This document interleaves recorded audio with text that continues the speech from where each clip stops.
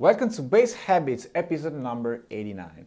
Today we're talking about Pete Way of UFO. For over 50 years, Pete Way was the ultimate image of a rock and roll bass player. Bass slung low, striped trousers, always in motion. His electrifying stage presence defined what it meant to be a true rock and roll performer.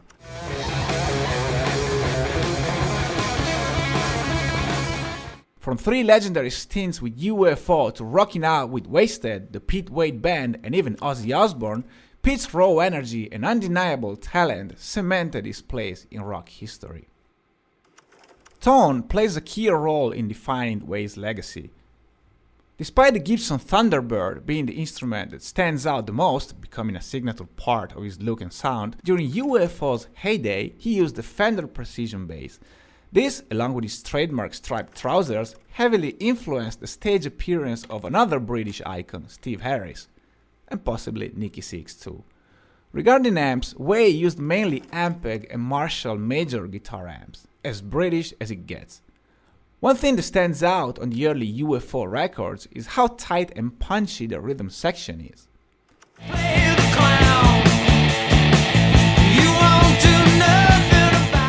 Besides playing ability, this comes down to two main factors.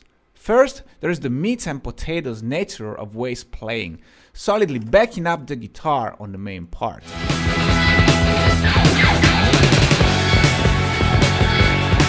Second, the bass drum has a very punchy sound, likely tuned slightly higher than usual. On the other hand, the bass has a very round tone but almost no high mids or treble.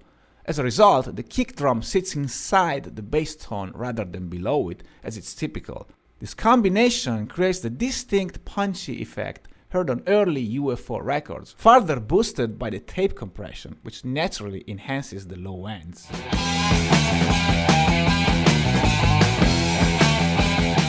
While talking with Rush bass player Geddy Lee, Way described his sound as 3/4 nice, 1/4 not very nice.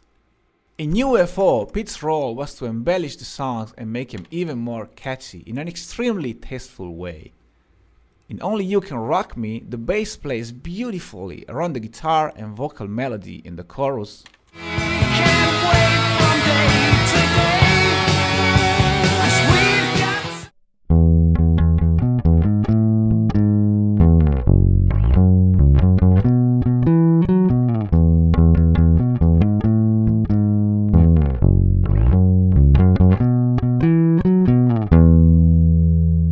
And in the solo, it makes it sound like a classical composition.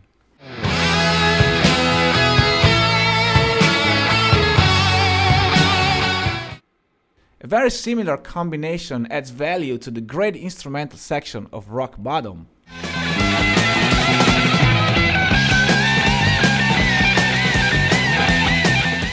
When Fast Eddie Clarke of Motorhead teamed up with Pete Way and formed Fastway in 1983, he couldn't believe how good Pete's bass playing made his guitar sound after years of abuse from Lemmy's Rickenbacker. And this is what it's all about, making others sound better.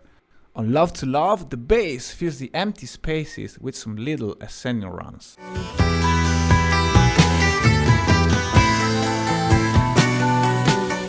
Again, very similar to Rock Bottom.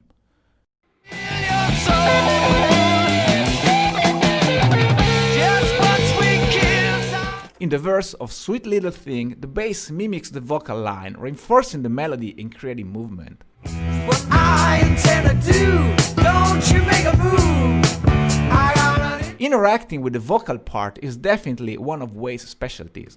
On High Flyer, he responds to it with some beautiful power chord arpeggios, acting like a solo instrument in between the acoustic guitars.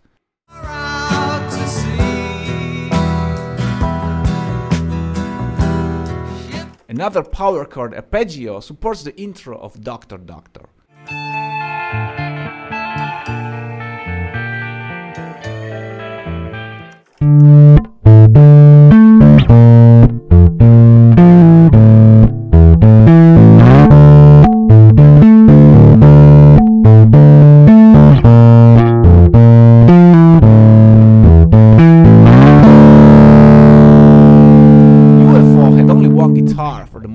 so it's not surprising to see the bass acting also like a rhythm guitar at times, like in this case. Another cool example is the intro of "And Between the Walls," very melodic, once again working great around the guitar.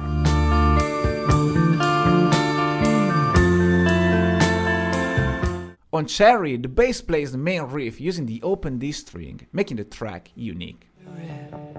Dance for me, there's only you.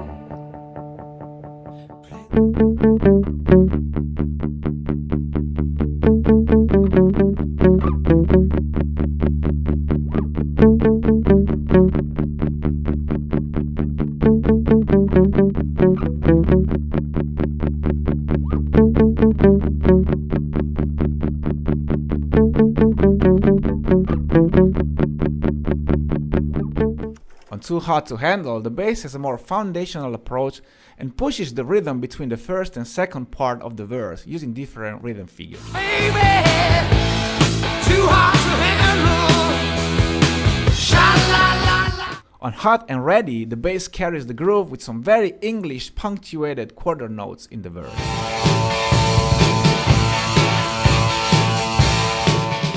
While on "Natural Thing" and "Oh My," he moves the chorus with some tasty major runs. It sounds funny, but you gave it to me. I didn't even like it.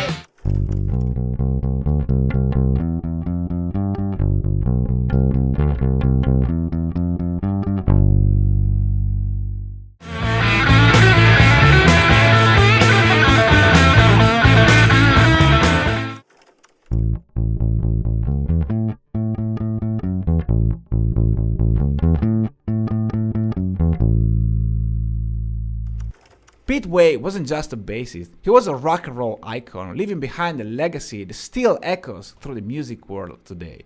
He wasn't flashy, but he did the right job and played the right notes for UFO's music. He didn't just play bass, he redefined how it was played. He wasn't stuck at the back of the stage, he was everywhere, front and center, inspiring generations of bassists to step into the spotlight. That's it for today. Thank you so much for watching. I hope you enjoyed this video. Please don't forget to subscribe, follow me on Instagram for more, and I'll see you soon.